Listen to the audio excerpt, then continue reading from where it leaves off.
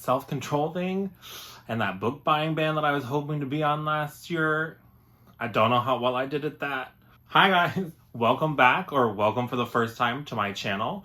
I'm Roger, and it's time to talk about an overly large book haul. So this book haul covers the books that I got towards, I think probably the last quarter of last year. So it includes different gifts for my birthday, because my birthday is in October, and then books that I bought up through the end of the year. So for starters, let's first talk about one of the more recent books that I got, and that is this beautiful edition of Dracula by Bram Stoker. This is the Seasons edition of Dracula, and it is by far one of my favorite classic books to this date, and one of the few horror books that I've probably ever read. It has this really nice kind of laser cut design with these nice red sprayed edges. And if you don't know what Dracula is about, you should just read the book already. The next book that I want to talk about is I got The Blade Itself by Joe Abercrombie. So I've been kind of holding off on starting the First Law universe for a while. I've been hearing about it for quite a while and about how it's very character driven. There's not a whole lot of plot, and that kind of turned me off for a while because I tend to really enjoy a nice plot. But I thought that maybe it's time, after hearing people shout about this book from the rooftops for ages and ages, that maybe it's time for me to start my journey in the First Law universe. I've been trying to wrap up the Wheel of Time first before I jump into any other series, but I think it's finally time. I really don't have any idea what this book is about. I just have heard a lot about it, and that it's very grim dark, and that Joe Abercrombie is Lord Grimdark. But as far as like a plot or what happens in this book, no idea, but I'm excited to see what happens. The next book I got is A Spell for Chameleon by Piers Anthony. This is the beginning of the Xanth novels. It's an older series that I read, probably the first like 5 or 6 books of when I was much younger. I borrowed it from one of my mom's friends back in the day. And I just remember really loving this series. It was a very good time. This is like a new publishing edition of it. And I just remember it being very punny and witty and fun. It's not the deepest and doesn't have the most complex themes or anything like that. It's really just a good, fun fantasy time with a lot of like really clever puns. So just a brief little thing. Xanth was the enchanted land where magic ruled, where every citizen had a special spell only he could cast. It was a land of centaurs and dragons and basilisks. For Blink of North Village, however, Xanth was no fairy tale. He alone had no magic, and unless he got some, and got some fast, he would be exiled forever. So, I'm excited to check this series back out. I originally got this to pass it along to my husband, because I think he loves his dad jokes and his stupid puns and stuff like that. And from what I remember, this series had a lot of them. But I'm excited to check it back out again myself. The next book I got is Gardens of the Moon by Steven Erikson, book 1 of the Malice, I have no idea, whatever. The Book of the Fallen. I have heard for many years about this series and about how complex and dense it is and all of those things, and so I've kind of put it off for a really long time. Not really sure what it's about, what it's going to do. I know that it's epic high fantasy, but as far as like any actual details of the plot or anything like that, I have no idea. I've heard Mike's book reviews jokingly call this like getting your PhD in fantasy. And so I thought, what better time than when I'm working on my PhD in biochemistry to try to get my PhD in fantasy at the same time, like dual major, overachiever. So I'm really excited to start this book. I have heard such mixed things about especially book 1. I heard sometimes you have to get past book 1 for the story to really pick up. I've heard some people love book 1. So I'm interested to see what I think.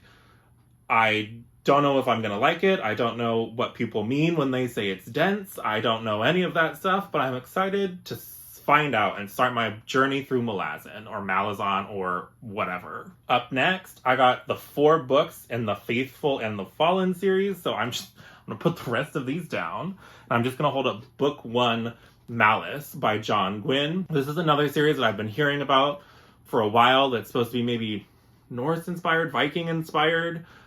Good old fun time fantasy. Again, like most of these books, I don't know a whole lot about it. I've just heard rumblings about it, and I want to see if I like this series. takes place in something apparently called the Banished Lands, and they have a violent past where armies of men and giants clashed in battle. An uneasy peace reigns, but now giants stir once more. The very stones weep blood, and there are sightings of gigantic worms. Those who can still read the signs see a prophecy realized. Sorrow will darken the world as angels and demons make it their battlefield. That just sounds like such a good time, and I think I'm going to start this book actually in February. So keep your eyes peeled if you're interested in Malice by John Gwynne. Up next, I got some good old J.R.R. Tolkien stuff.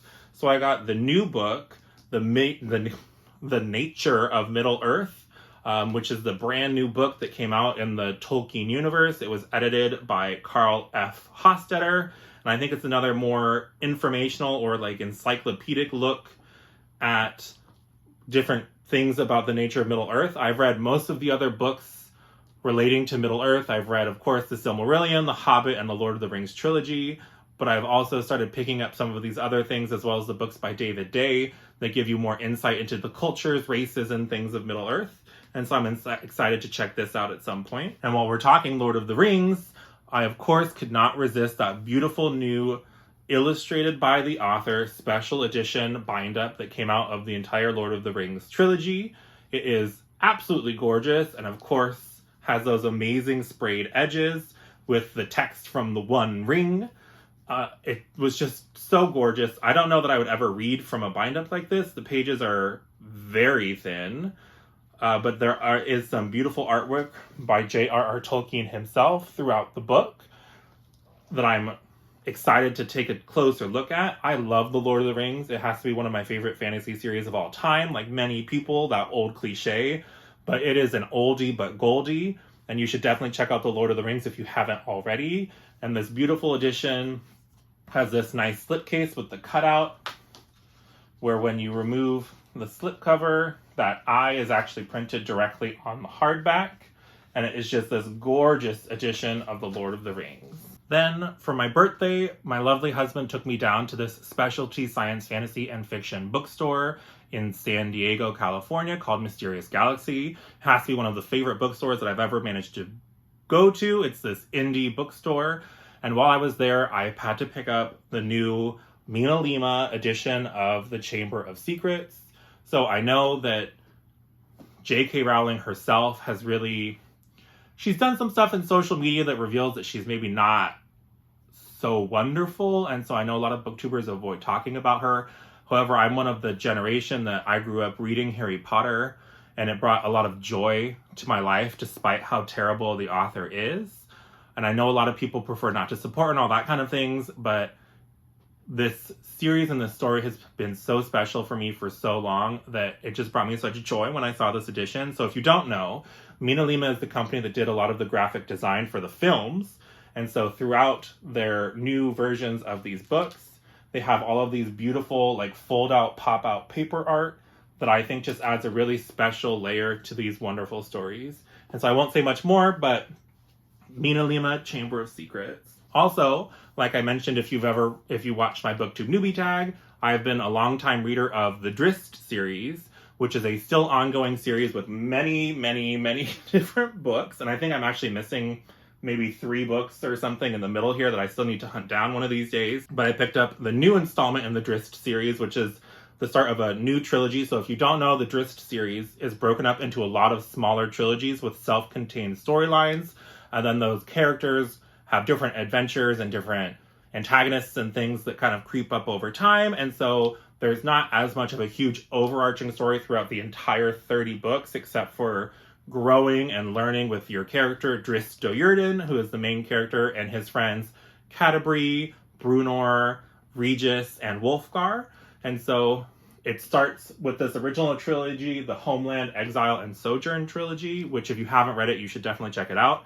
But this is the newest installment. I want to say it's book 30-something in the Drizzt trilogy, which is utterly ridiculous.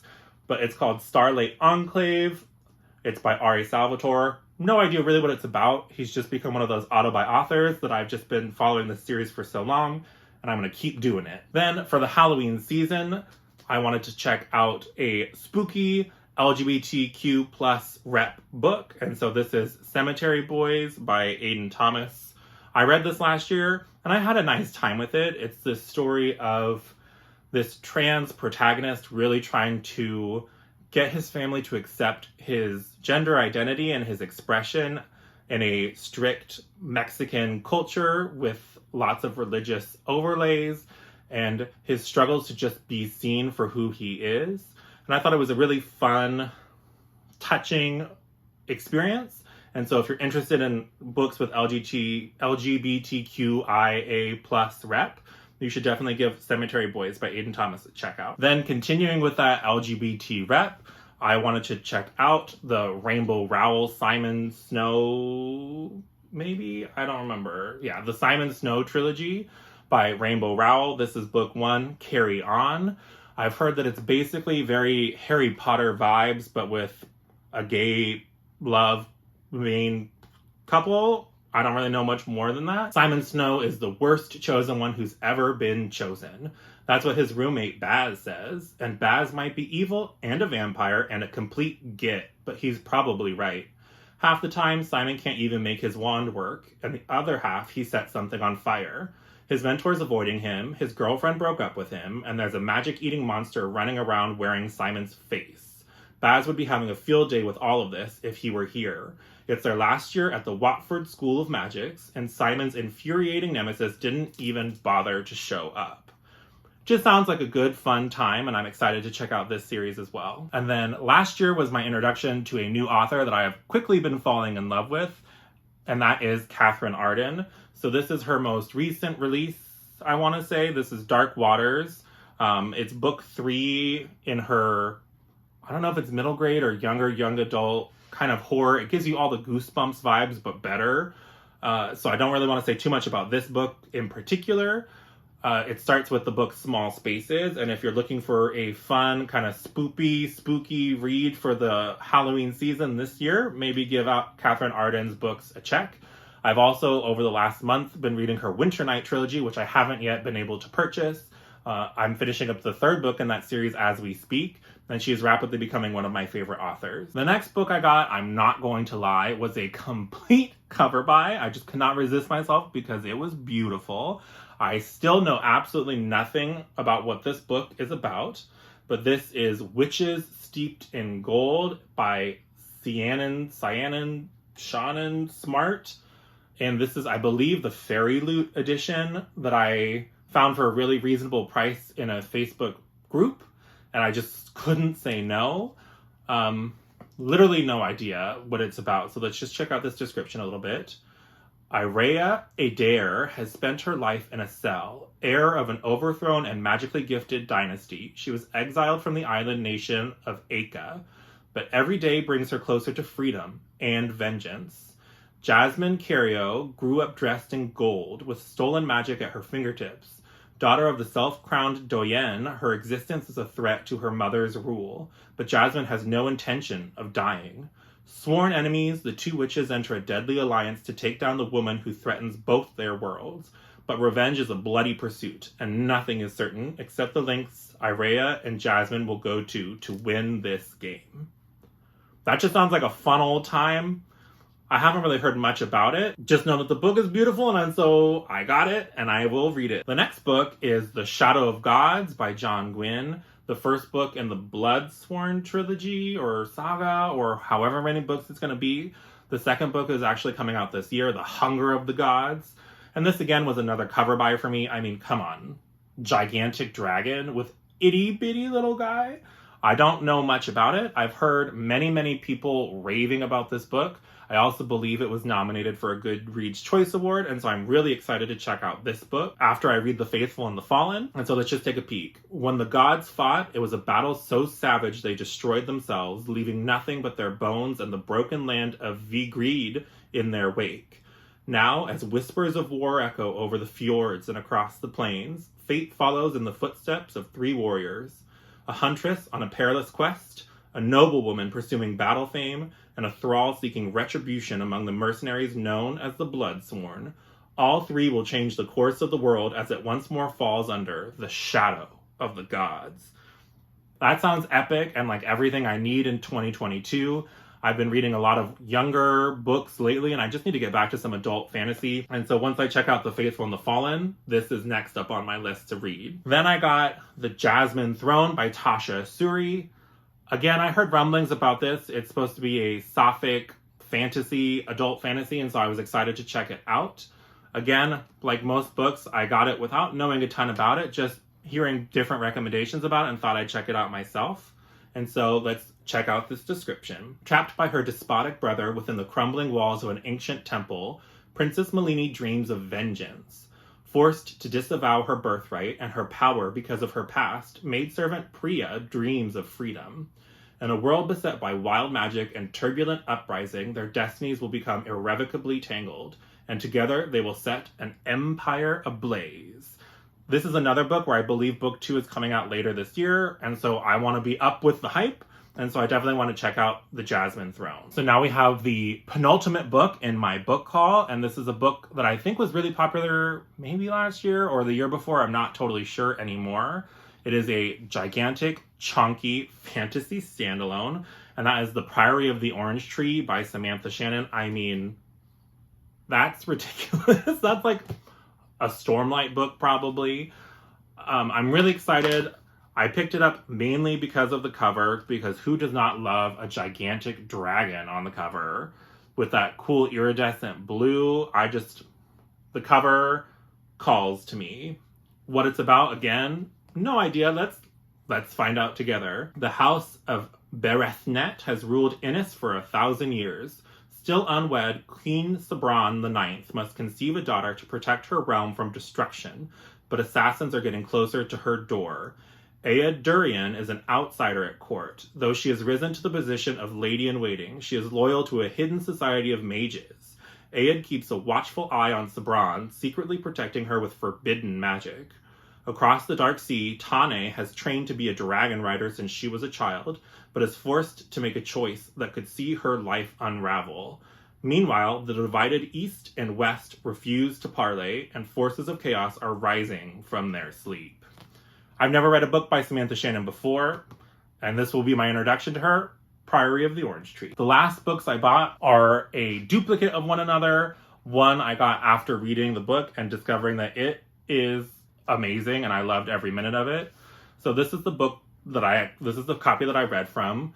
This is Empire of the Vampire by J. Kristoff. This is just the Barnes & Noble edition with the red cover. This book is amazing. I'm going to be going into more details about this book in my top 5 reads of 2021 coming out later this week. So stay tuned if you want to know more about this book and my thoughts on it. But it's awesome. And there's also a bajillion different drawings or artwork throughout this book that just make it such a fun time. And the art style is this really awesome, probably almost Castlevania-esque style of these like black and white drawings that just really bring the story to life. So if you haven't checked out Empire of the Vampire already, I don't know why, you should get on that. So then I had to get a special edition, and I paid way too much for this. Let's not even talk about that.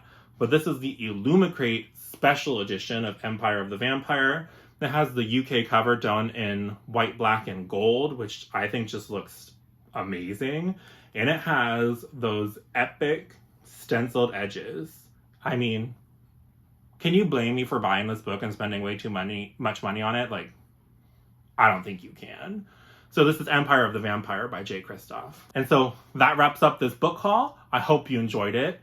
Have you read any of these books? If you have, jump down in those comments down below. Help me prioritize what to read, because I want to read all the things and I need help on deciding where to start.